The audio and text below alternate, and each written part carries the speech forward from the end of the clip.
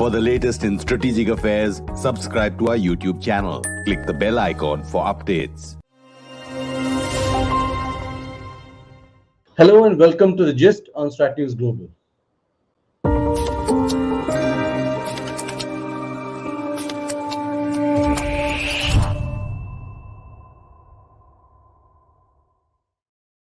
Hi, I'm Surya Gangadharan. Last weekend rather, Iran and Saudi Arabia announced that they were putting aside years of distrust, acrimony, and proxy wars in an effort to normalize relations.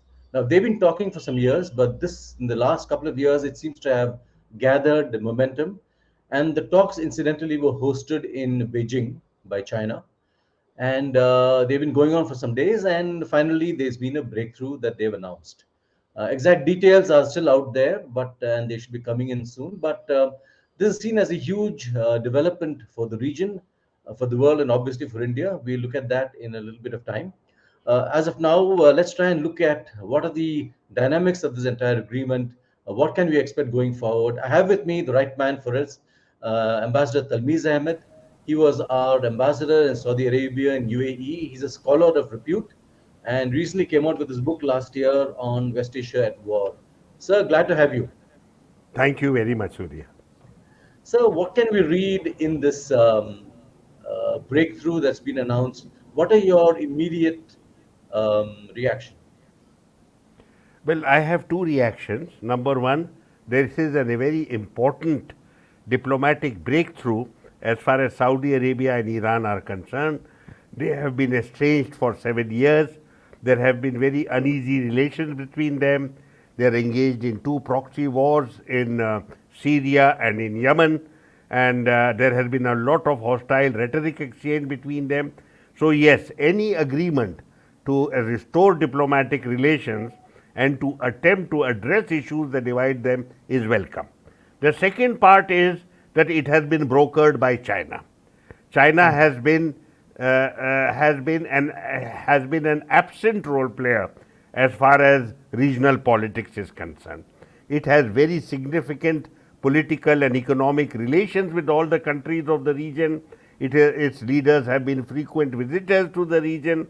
It has important stakes in the region, but up to now it has kept away from dealing with political matters in the region. Till recently, its leaders used to say, and its academics used to say, that they are not familiar with the region, they have very recent interactions, they are not familiar with the religion and culture and with the language even. But over the last decade or so, they have made a major effort to make up for this absence of knowledge and experience. They have a very large number of scholars who are familiar with the region. They have learnt Arabic very fluently. They write very extensively. You have Chinese scholars in every major university abroad, and you have every Chinese university with a center for West Asian studies.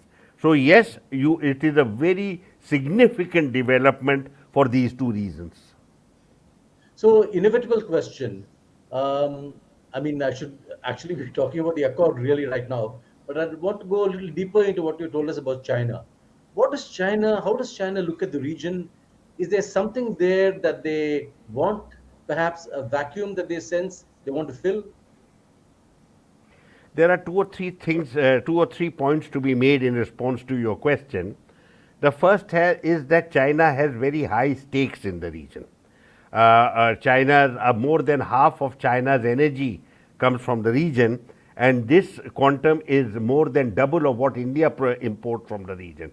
So yes, there is a very important strategic nexus, there is a very important petroleum nexus. The second is that it is the number one trade partner for all the major countries of the region.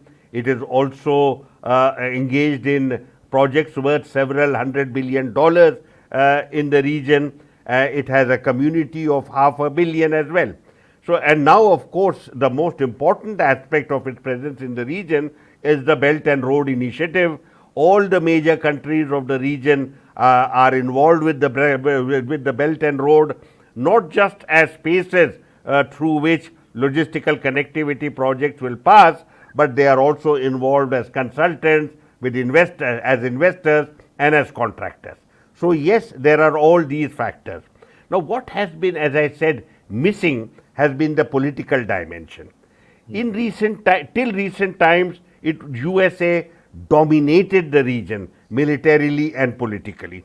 It had a very substantial military presence all across the region, and at the same time, it did not allow any other role player to emerge. But what changed there is steadily the United States lost credibility in the region. It was itself fatigued by the region, and the region was slowly fatigued by the United States. Its failures in Afghanistan and in Iraq were very palpable evidence of American lack of capacity to be a security guarantor and a security provider. Signals from from Washington were also very clear. It appeared as if Americans did not want, they wanted to disengage from the region. They used to say, rather foolishly I would add, that they want to compete with China in the South Pacific, in the South China Sea and in the East China Sea and in the Japan Sea, forgetting that China is such a major role player in the region right there. So as the Americans got disengaged from the region and the region got disenchanted from the Americans, yes, there was a certain political space. I am not going to suggest to you that the region is choosing between the United States and China. The Americans will remain major political and military partners for many of the countries of the region. What the countries of the region have asserted is that we have come of age, we now wish to take decisions with regard to our security interests on our own, and that we are going to pursue these initiatives without American involvement. So I think this is a very important development that has occurred, and therefore you see a very major regional churn. You see Saudi Arabia and Iran have been engaged with each other 5 times in Afghanistan, in Iraq and in Oman. They've had 5 meetings between 2021 and 2022. You have Turkey reaching out to the region as well, and many of the divisions that had harmed the region's interest till recently, many of those are being addressed by the regional players themselves. So I would see what has happened just now as part of this very important regional diplomatic churn that does not involve the United States. So, do you think China's intentions will eventually resemble the American commitment to that region, including defense and that kind of thing? Do you see that also? No. I think I must clarify that the United States is the most significant military power in the region. It has a lethal presence all across the region. Every country of the Gulf has American armed forces. The Navy is in Bahrain, the Air Force is in Qatar, it has a major base just north of Salalah in Oman, and there is a small military presence in Iraq and in Syria as well. No other country in the world can compare with this kind of lethal presence. Missing in this scenario has been what to do with this military force. The Americans have never articulated a vision of what their strategic interests are and for which this force is to be deployed. There has been loose talk about defending Israel's interests or being hostile to the Iranians, but that has gone nowhere. The Israelis are fully capable of looking after their own interests, and as far as Iran is concerned, it remains a very major player in regional politics. Now, what is the main problem here is not the absence of America in terms of its defense capacity. What has been missing is credibility. The United States has lost a lot of credibility, and the fiasco relating to the US withdrawal from Afghanistan just a couple of years ago was the last straw as far as the region is concerned. The United States was seen as not being capable of providing security in the region or guaranteeing security in the region. So it is in this context that China has become a player. But China is not going to assert a military role in the region. What the Chinese will do is, in order largely to safeguard their own interests, they feel the need for stability in the region. So they will use their relations with all the countries of the region, the substantial ties, in order to promote engagement. This is referred to as quasi-mediation, a kind of bringing together of countries that are that have difficulties with each other. They have difficulties in regard to communication. There has been absence of trust, etc. China has intervened in this scenario as a benign presence to bring together countries that are estranged. It does not imagine that these efforts will lead to a quick resolution. Resolution of these differences have to be done by the countries themselves, and that it will take time. What the Chinese have done is brought down the temperature very significantly and prepared the ground for these countries to talk to each other seriously and address issues that divide them.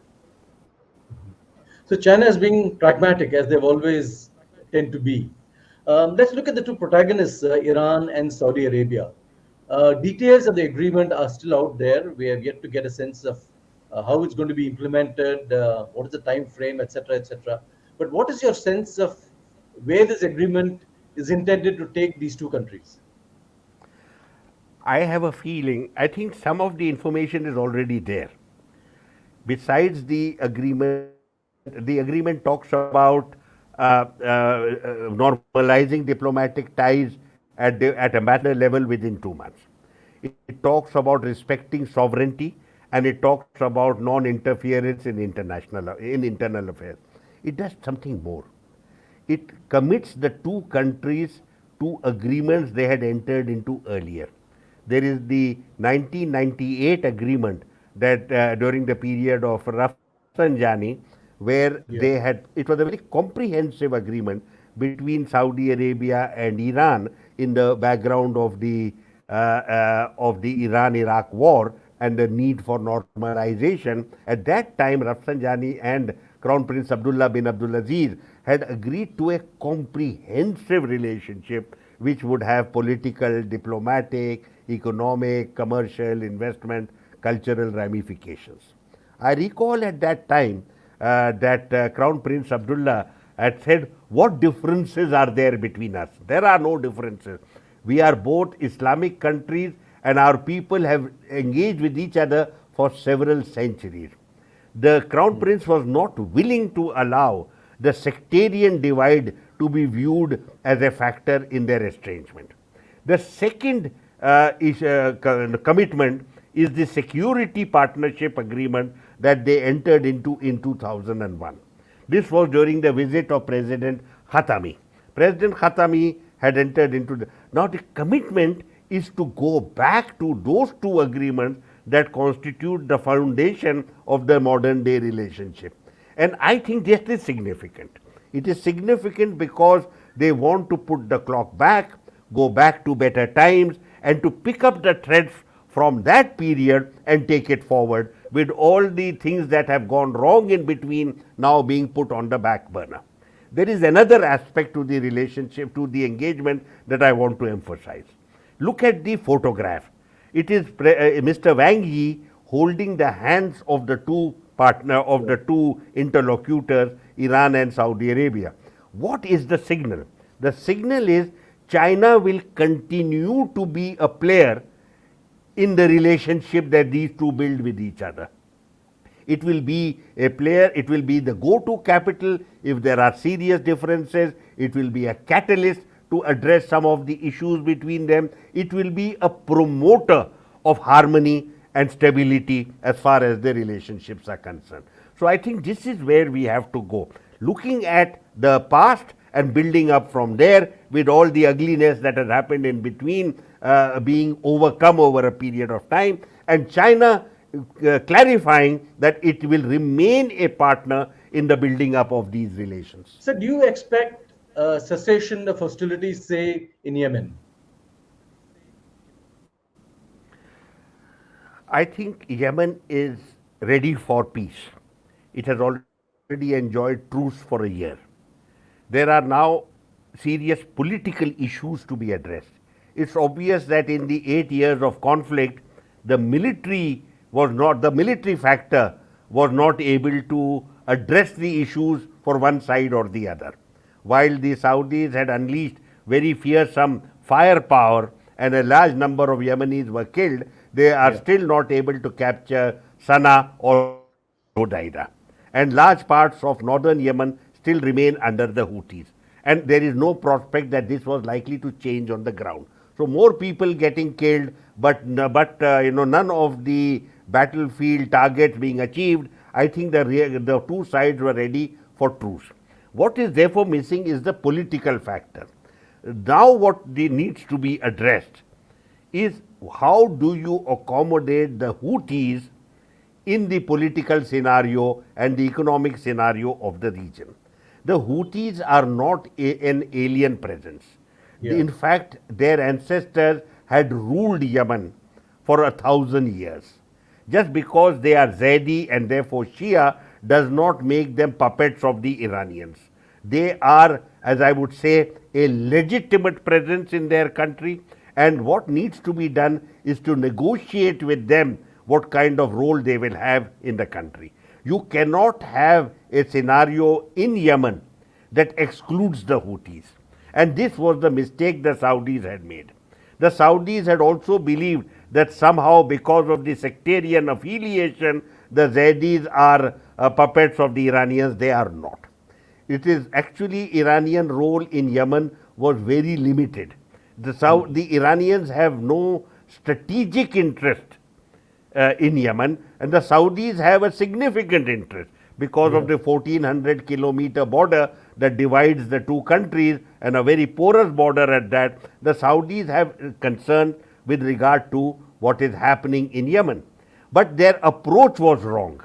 What I now believe is that with the Iranians and the Saudis talking to each other, it is quite likely that whatever influence the Iranians have with the Houthis, they will encourage a settlement. But the real move forward has to be done in Riyadh. It is really the Saudis who have to appreciate that the Houthis belong in that country and that they should be accommodated in any political arrangements that are made in that country. Do you see this as perhaps it could trigger a broader Shia-Sunni kind of an accommodation? I would suggest to you that the Shia-Sunni divide was something that came into public domain on the basis of concerns that had their roots in strategic and security concerns. The sectarian divide became the process to enable the Saudis to mobilize support for themselves. It is not in itself the root cause of divide. Shia-Sunni divide is something that was politically pulled out and made central as far as divide between Iran and Saudi Arabia are concerned. I reminded you that just a short while ago, the Crown Prince of Saudi Arabia told President Rafsanjani that we are on the same side as Muslims and as neighbors, and our people have engaged with each other. I also recall a situation where during Rafsanjani's visit, a cleric in Medina had made certain disparaging remarks about the Shia, and he was dismissed immediately from his position. So this sectarian divide is something you use cynically in order to buttress your political interests and position. And it is therefore quite easily put away. It is not central to the concerns of the region. As far as Iran is concerned, it has used sectarian affiliation to build bases of support in various countries in the region. And this is largely because it is under sanctions, it is not able to build up its military capacity. So the front line that Iran created on the basis of Shia militia was as far away as Lebanon and in Syria as a front line. So therefore, Iran has also used a Shia militia as part of its non-state confrontation with Israel and with the United States. As far as Iraq is concerned, yes, Iran did use Shia militia, but the sectarianization of that country was done by the Americans, not by the Iranians or the Saudis. And it is therefore, Iraq has signaled very, very clearly that its people are no longer interested in sectarian politics. I would therefore suggest to you, cautiously certainly, I would suggest to you that the days of sectarian divide are done. It was never a very serious division, but unfortunately it was used cynically to poison the region with toxic rhetoric. That, I think, is the first thing that will go away. When they say there are non-interference in each other's internal affairs, I think the principal reference is that the sectarian divide will not be used as a political instrument against the other.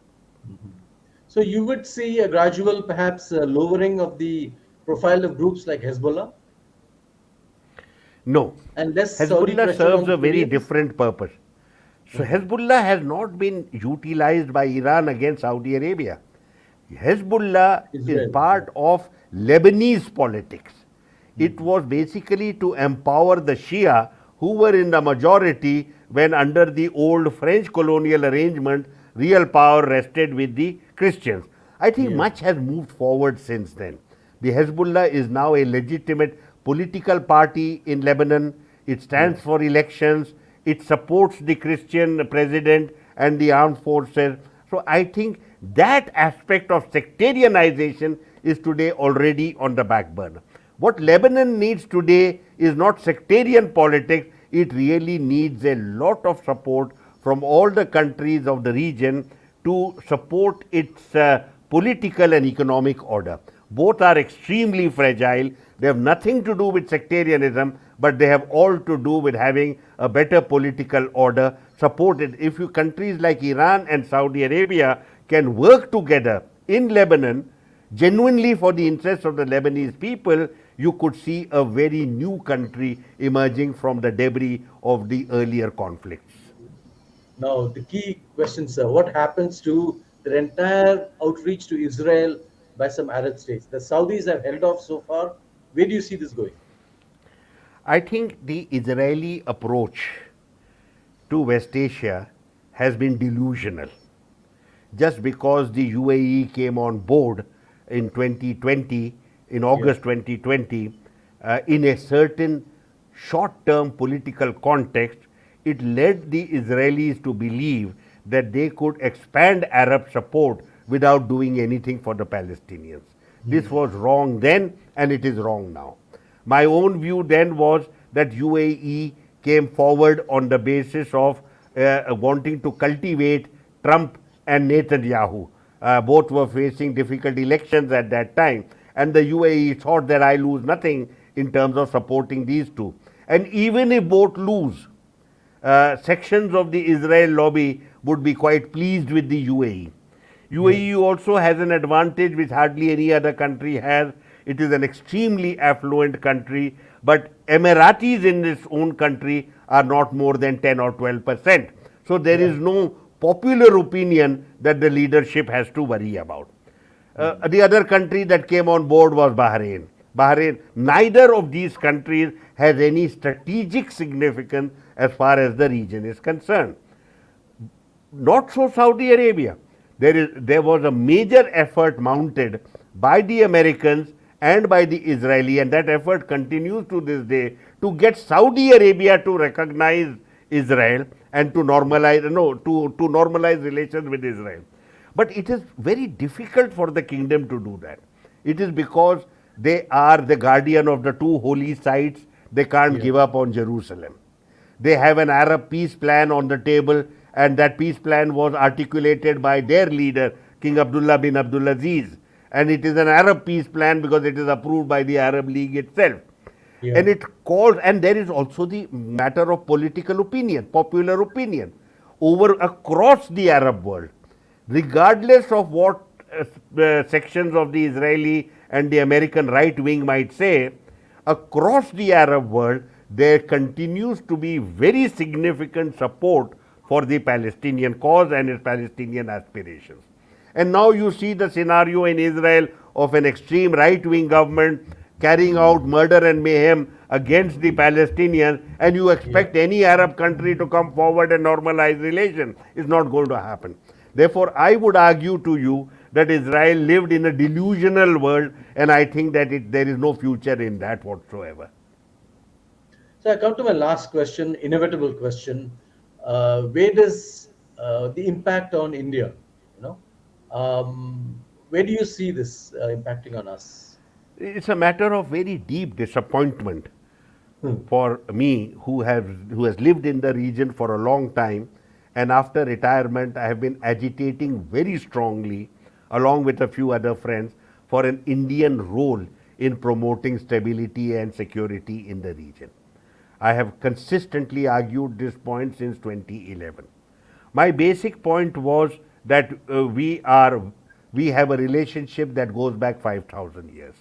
There is a high degree of political comfort with each and cultural comfort with each other. Our relationship has been constantly nourished over the centuries, and there is therefore a very good sense of mutual understanding. India is appreciated for its foreign policy that is non-intrusive and non-prescriptive. India's leaders have regularly engaged with the region and have attached importance to it. And it is because of this that 8.5 million Indians work in the region, send back home $40 billion. Why is that? Why are we the number one community and in the region? It is because there is a deep sense of appreciation of India's values. India as a democratic country, India as a secular country, as a country that is poised for significant development in technology as well as in the economic area. All these are positives that have served us well. I have argued in the past that the time for being disengaged from the region and pursuing the diplomacy of transactional approach as well as bilateral approach, that era has gone. The region had become extremely turbulent, and that the major players were very often confronting each other, and there were threats of violence as well. A region-wide conflagration would have hurt India's interest more than any other country, because we have such a large number of people living there, and we have energy interests, investment interests, etc. We also talk about logistical connectivity interests as well. What pained me most was that there was no interest whatsoever in India to playing the kind of role that I was advocating. I am not talking about a military role. I don't want our country to become a security provider on the basis of the armed forces that we have. I was looking at a political and diplomatic role, more or less what the Chinese have now achieved. I felt that we were well placed to do this. The Chinese, we have been in the region for 5,000 years, Chinese for not even 50 years. We don't need lessons in culture, we have a shared cultural ethos. So yes, you could point out to me that this is all now old news. Where do we go from here? I think this has to be linked with the management of our relations with China. That relationship is the most important relationship in our diplomacy. And we will, once we engage with China, we will find that there are many aspects of our interests that we share with each other. For example, in West Asia, the Chinese and Indian interests are identical. We have, for example, concerns relating to energy security, the free movement of shipping in the region, freedom of trade, investments, joint venture. The region is big enough to accommodate both of us, but our interests are identical. That is where we could work with each other. We would also need to discuss with each other what issues we have with regard to maritime security. I believe that if you define the Indian Ocean from Malacca to East Africa and from the Gulf of Oman to the south, we are on safe ground.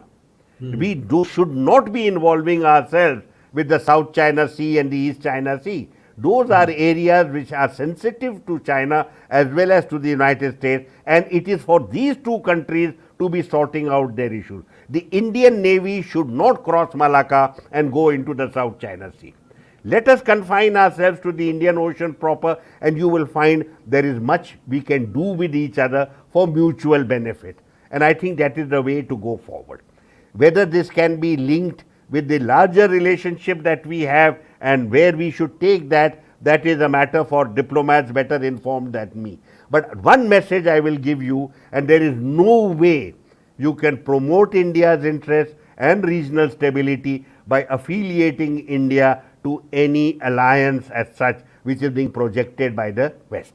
The United States is fighting a losing battle. It wants to retain hegemony in the region. It's going nowhere. The signal from West Asia is they don't want to pick and choose.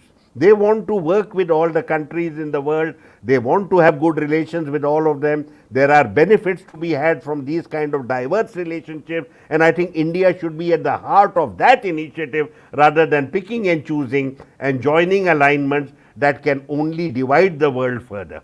I think that is the message that has come from Beijing, and that is the message in Tehran and Riyadh as well.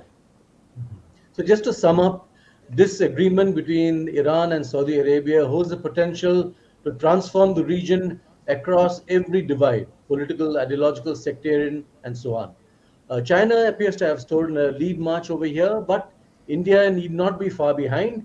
We need to be far more proactive and tap into the enormous interests and diaspora that we have in that region. Ambassador Talmiz Ahmad, sir, thank you very much. As always, very insightful and very, very interesting. Thank you very much, sir. Thank you very much, Surya. I wish you all the best. Thank you. And to those of you who joined us on this conversation, thank you for subscribing to our channel. Do get onto our Twitter and Instagram, follow us there. Thank you and good night.